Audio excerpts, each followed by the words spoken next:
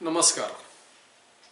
पंचनामा news portal आणि YouTube चॅनलच्या स्पष्ट आणि प्रखर या कार्यक्रमात मी अविनाश पाठक, मुख्य संपादक पंचनामा, आपण सर्व प्रेक्षकांचे हार्दिक स्वागत करीत आहे. प्रेक्षक हो, सध्या महाराष्ट्रात शिवसेना आणि भारतीय जनता पक्ष या दोन पक्षांमधला वाद अगदी शिगेला पोहोचला आहे असं म्हटल्यास वावगं ठरणार नाही.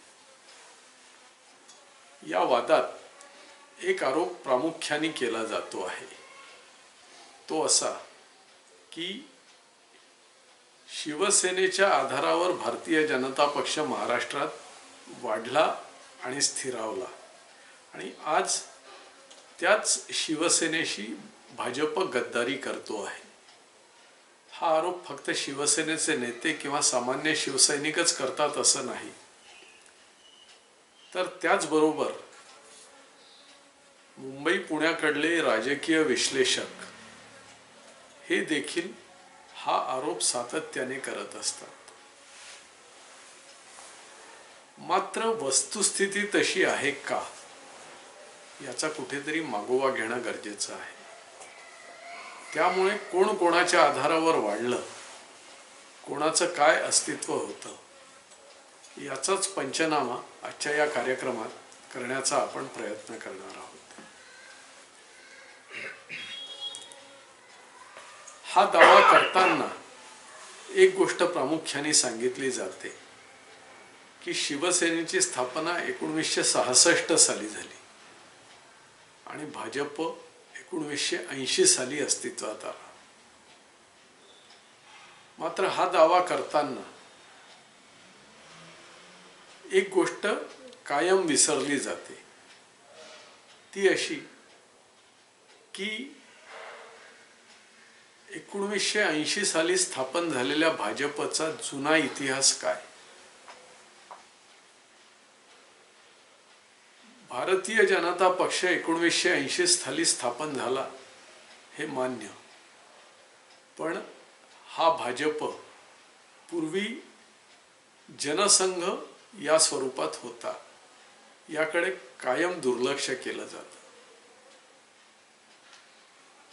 राष्ट्रीय स्वयंसेवक संघ या सामाजिक संघटनेच्या विचारांशी बांधलेल्या स्वयंसेवकांनी 1952 साली भारतीय जनसंघ या राजकीय पक्षाची स्थापना केली होती. स्वर्गीय श्यामाप्रसाद मुखर्जी हे या जनसंघाचे संस्थापक होते. त्यानंतर संघ विचारांची अनेक मंडळी या भारतीय जनसंघाशी जुळलेली होती. भारतीय जनसंघाला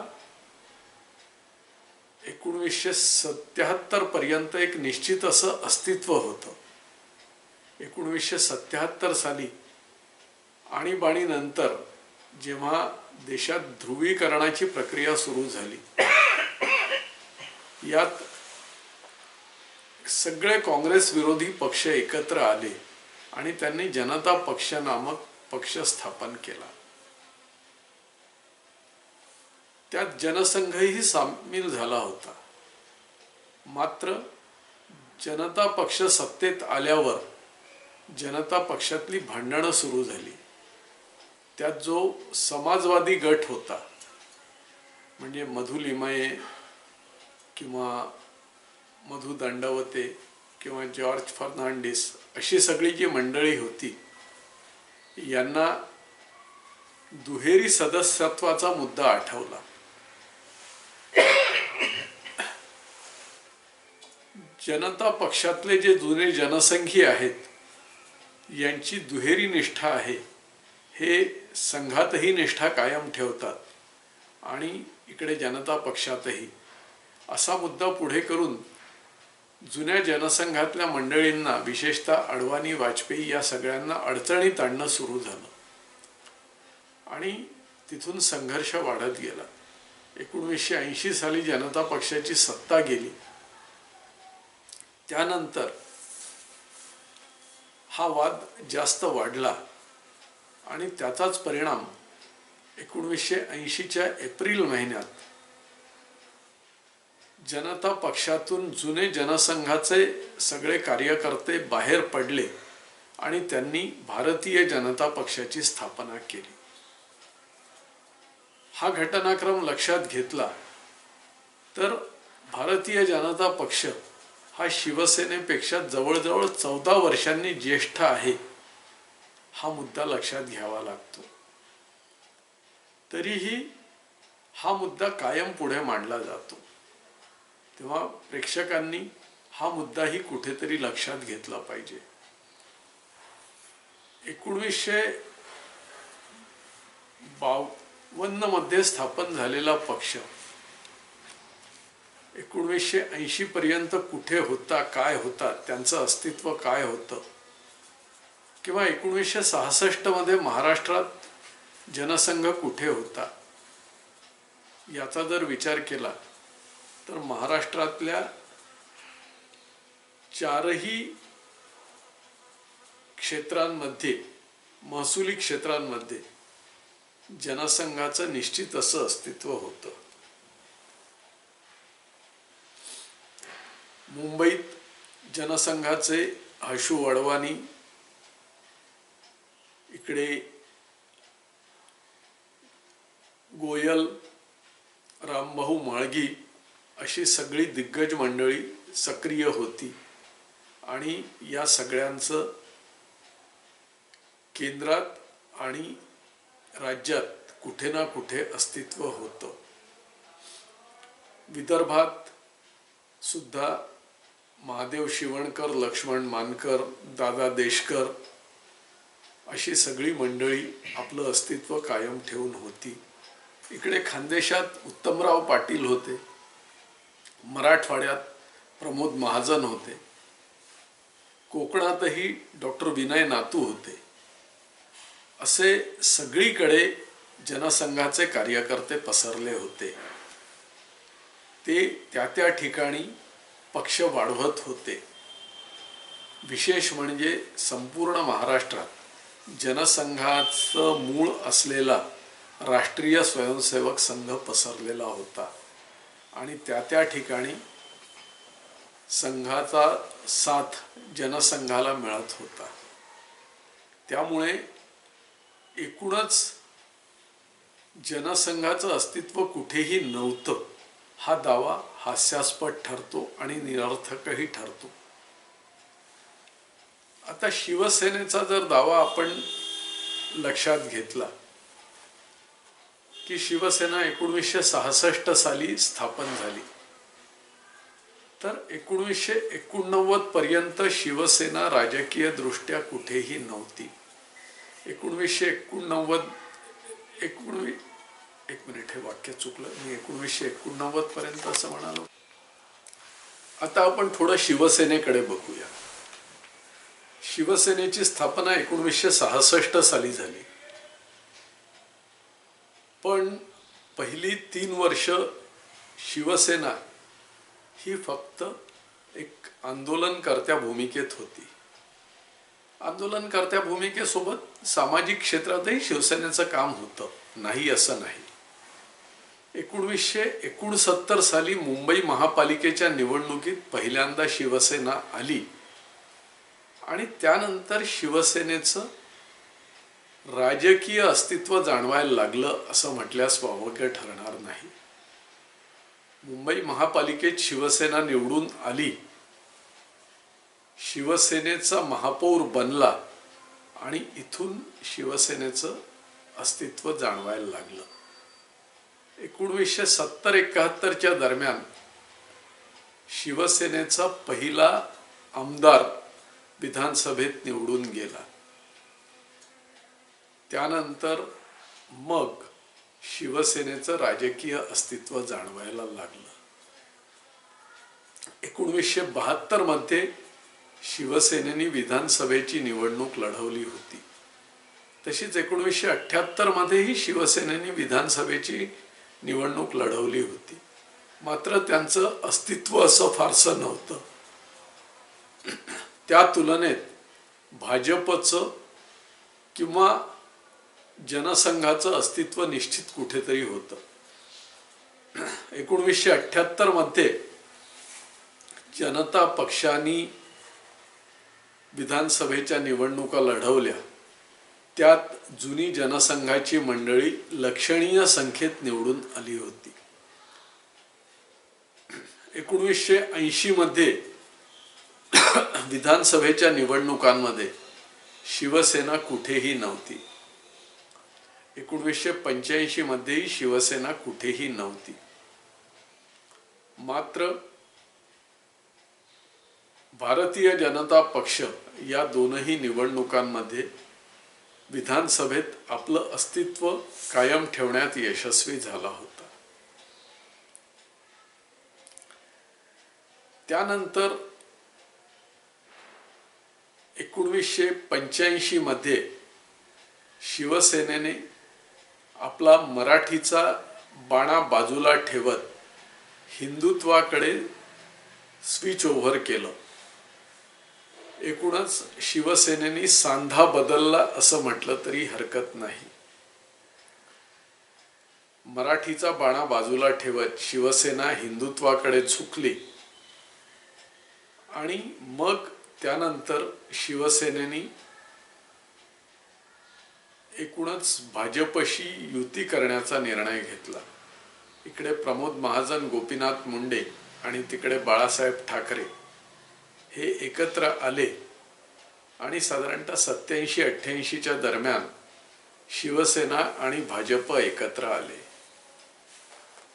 त्यावेळी शिवसेना लोकसभेत आणि विधानसभेत कुठेही नव्हती. मात्र भाजपचं एक निश्चित असं अस्तित्व होतं.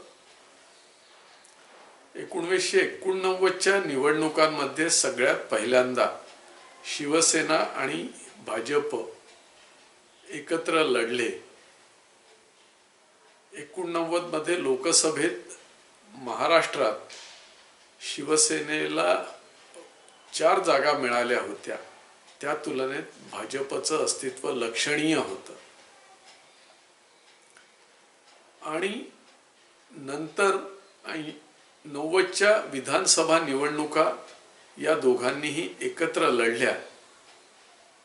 तेव्हा सुद्धा भारतीय जनता पक्षाला एक निश्चित असं अस्तित्व होतं.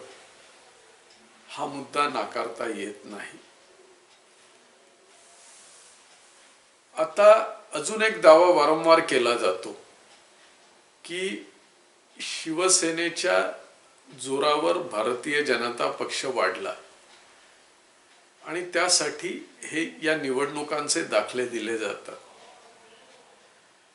दुसरं असं की एकूणच भारतीय जनता पक्ष हा विधानसभेत कमी जागांवर लढवत होता आणि शिवसेनेला जास्त अस्तित्व असल्यामुळे शिवसेना जास्त जागा लढवत होती असाही दावा केला जातो.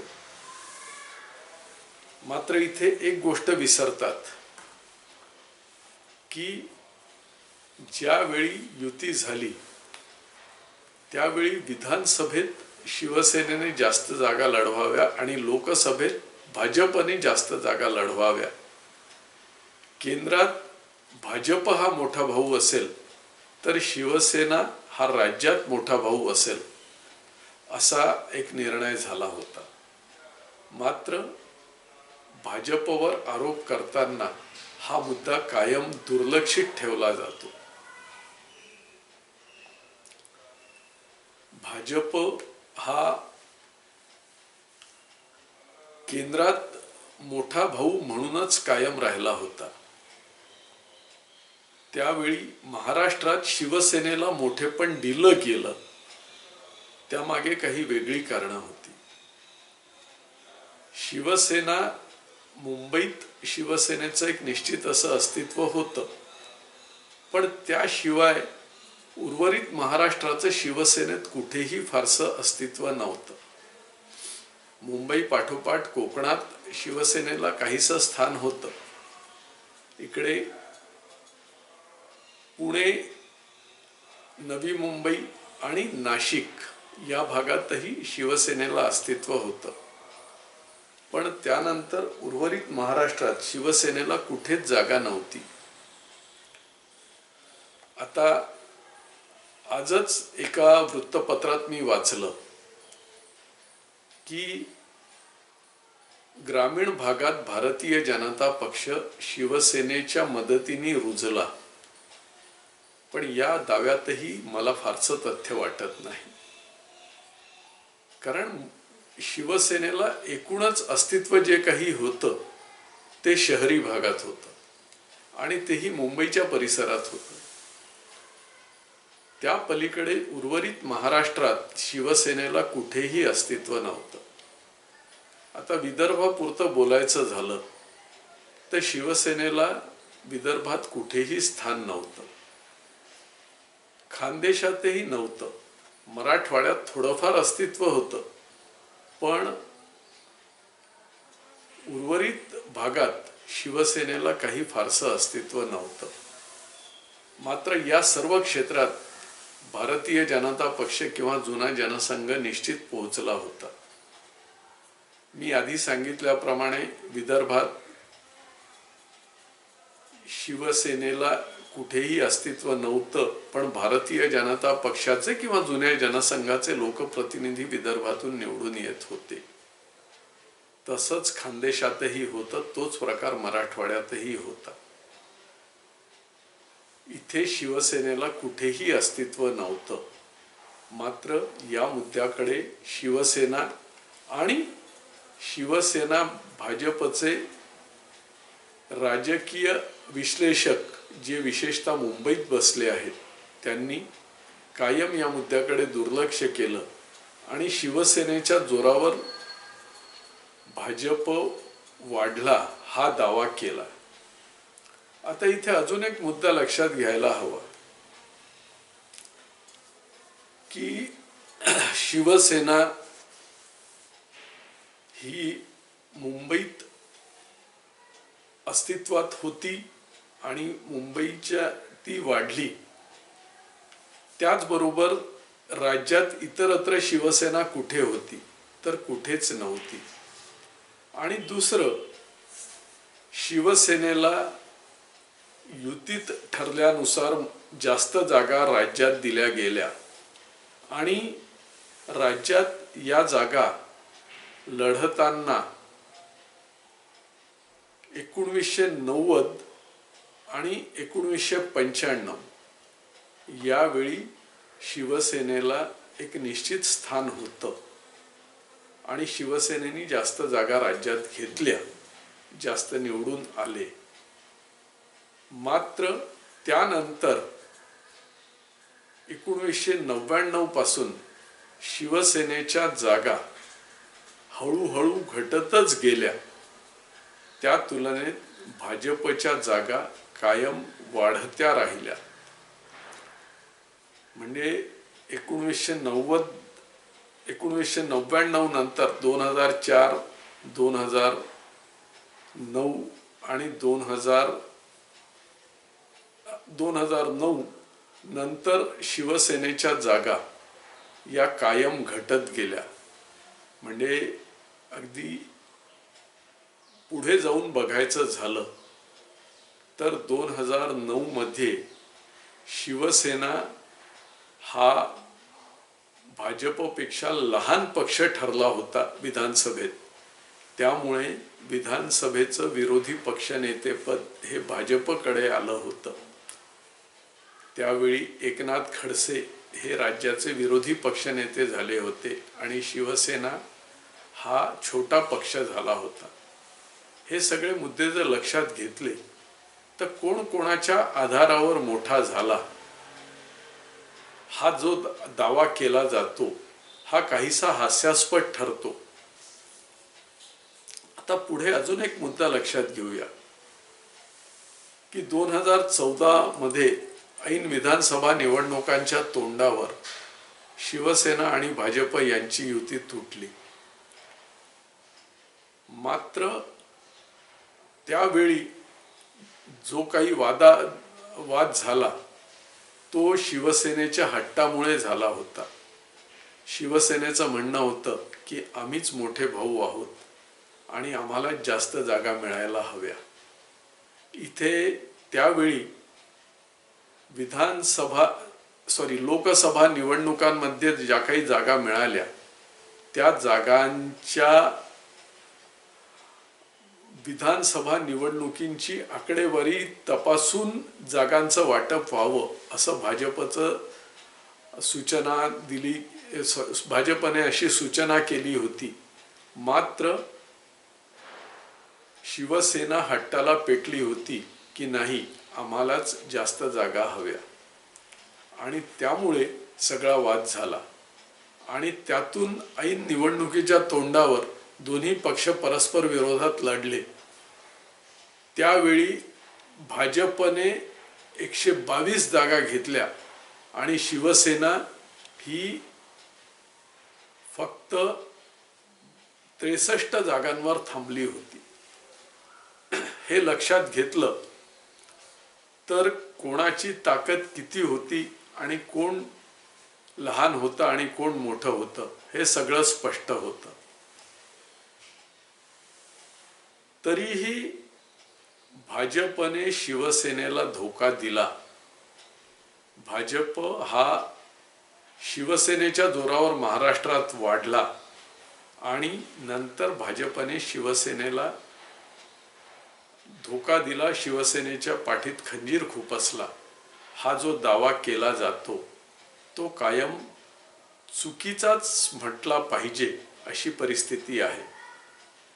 त्यानंतर 2014 मध्ये पुढे काय घडलं, शिवसेनेला कसं भाजप समोर नाक घासावं लागलं आणि सत्तेत सहभाग घ्यावा लागला आणि पुढली 5 वर्ष शिवसेनेने भाजपशी कसे कसे शागल्य केले हा सगळा इतिहास ताजा आहे.